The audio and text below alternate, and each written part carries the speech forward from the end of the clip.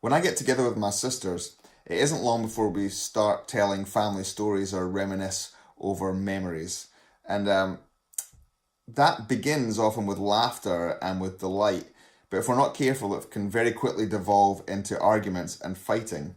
And that's because it seems that quite often we remember the stories differently. And that can be to do with details such as, timing or place where the story happened, or even people who are in the story. But absurdly, the biggest disagreement we often have is who the story is about or who's actually at the center of the story. I can be telling a story about something that happened to me when I was a kid, and one of my sisters will say that I'm talking rubbish because that actually happened to them and that I'm actually stealing their story and telling it wrong. Now, other than my family being a little bit weird, narratives or stories are very powerful because they link us in with our personal past and with our family past, our national or cultural past, even our spiritual past. Story is how we keep reminding ourselves. It's how we pass on to the next generation the details of where we've been and a vision about where we're going. And the nation of Israel had a tremendous dedication to remembering their shared history, of writing it down, of passing on from generation to generation. The problem is that by the time we get to Jesus in the early church, many people in Israel aren't remembering the story correctly. See, they had grown to believe that preservation of the temple worship and its customs was the point of the story.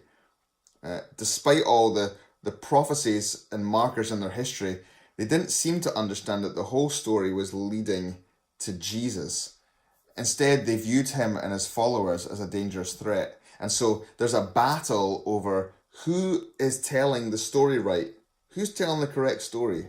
And it's into this in Acts chapter 6 that Stephen starts to preach the good news of Jesus. And when he does this, some of the men from the Greek-speaking synagogue start stirring up lies about him, and they say that he's a blasphemer who rejects Moses and rejects God. They say that he's telling a new story, a different story that involves replacing the temple and changing the customs that have been handed down to them. And so Stephen is hauled before the Jewish high court on a charge of blasphemy. And Stephen has a choice. He can change his story, he can apologize for what he said and back down, or he can continue to share the scriptural narrative in front of the people who should know it best. Luke tells us that Stephen was a man of faith, and this word faith isn't just some woolly term that means a general belief in a higher power. It means a strong conviction, a persuasion, a ground for belief. So Stephen's faith is in Jesus. His faith is in the story of what Jesus has done to set us right with God. And so Stephen remains faithful. In Acts 7, he walks the Jewish leaders through their own story, helping them to see the narrative correctly. He starts with Abraham's call to leave his land and set out for a place that God had for him. And then he moves on to Isaac and then Jacob with his 12 sons who became the fathers of the tribes of Israel. And he tells of how those sons became jealous of Joseph, their brother, and they reject him and they sell him into slavery. Joseph was rescued by God and he's exalted to Pharaoh's right hand, where he then in turn rescues his father and his brothers from famine. Now there's a new Pharaoh who comes along who then enslaves the people of Israel, but Moses is called by God to set them free. The Israelites rejected Moses, which is the very thing that they're accusing Stephen of, and they made idols for themselves to worship. Moses, though, helps them to construct the tabernacle, a kind of mobile temple in the wilderness where they learned how to truly worship God. And Joshua carries this tabernacle forward into all of their battles where they have victory over their enemies. King David is a worshipper of God who wants to construct a permanent temple for God to dwell in, but it's Solomon, his son, who is actually given this task. But God warns Israel through the prophet Isaiah that he doesn't dwell in places built by human hands, as the whole of heaven and earth are his. And so it's with this, Stephen says, they've gotten the story wrong. They believe that the story was about protecting the temple and its customs of worship, and that in doing so, somehow they would protect their connection with God, and that God would come and restore them because of their faithfulness to this temple worship. But, Stephen says, God had sent a stream of prophets and forefathers to show them that he was doing a new thing, that he was going to send a Messiah who would show them how to truly have a relationship with God. But they rejected the prophets, and when Jesus the Messiah came, they betrayed and killed him too.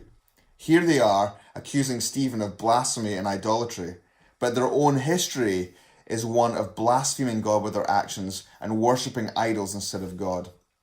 Worst of all, Stephen is inferring that the most significant of their idols is the temple itself. The very thing they're defending on God's behalf, the very thing they think will restore them to God, is the thing that is separating them from truly worshipping him. And so, with fingers in their ears so they can no longer process the truth that Stephen is sharing with them, they end up stoning and killing him. And as he's dying, Stephen has a vision of Jesus welcoming him into his presence. And it's an amazing vision because Jesus is seated at God's right hand in the position of power and authority, as we heard in Acts 2. But as Stephen sees Jesus, Jesus is standing up, preparing to receive him. And this is unusual because kings who are seated on their throne don't stand for people. People stand for the king. But here, Jesus honors Stephen by standing to welcome him. It's an ovation for Stephen, who served his Lord faithfully. So, what story are you telling? There's most definitely in our time a cultural narrative, a story that has its own system of rights and wrongs, rules and regulations, customs and beliefs. And this narrative is telling a story that's very different from the story of the Bible. This cultural narrative is religious in its fervour, and it's as judgmental on those who don't adhere to it as any fundamental religious group. Like Stephen, you'll be presented opportunities to tell the story as it really is, to share the biblical story, to help people understand the narrative of humanity, how we've turned our backs on God, about the devastating effect of sin, and how so much of what we think is good is actually destructive to us. You'll have the chance to show them how this rejected God gives his son to die for our sin, how he offers us new life, how he restores us to himself. You'll be able to invite people into God's new community of faith, the church, living under God's truth and authority, gifted with God's power to see his kingdom come and transform this world that we live in. And you'll be able to offer them a hope that a day is coming when God will return in his son Jesus to fully set everything right. When you tell this story, you may face rejection. People may accuse you of cultural blasphemy, of being backwards, of trying to force your old-fashioned religion down their throats, of being a bigot or an ignorant fool. You may be outcast or face damage to your reputation, lose a job. In some circumstances and countries, telling this story could actually see you jailed or put to death. But the truth of Jesus, faithfulness to him, compels us to keep telling the story. The call to be his followers means remaining faithful to his message no matter what. Because Jesus himself said in Luke 9, verse 23, "If any of you wants to be my follower, you must give up your own way, take up your cross daily, and follow me. If you try to hang on to your life, you will lose it. But if you give up your life for my sake, you will save it. And what do you benefit if you gain the whole world, but are yourself lost or destroyed?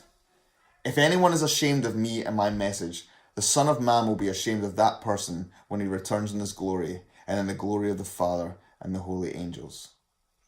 So, I want to hear Jesus' words. I want to be like Stephen. I want to remain faithful to the story of Jesus. I want to receive Jesus' affirmation when I'm finally ushered into his kingdom. To hear those words, "Well done, good and faithful servant," no matter the cost. How about you?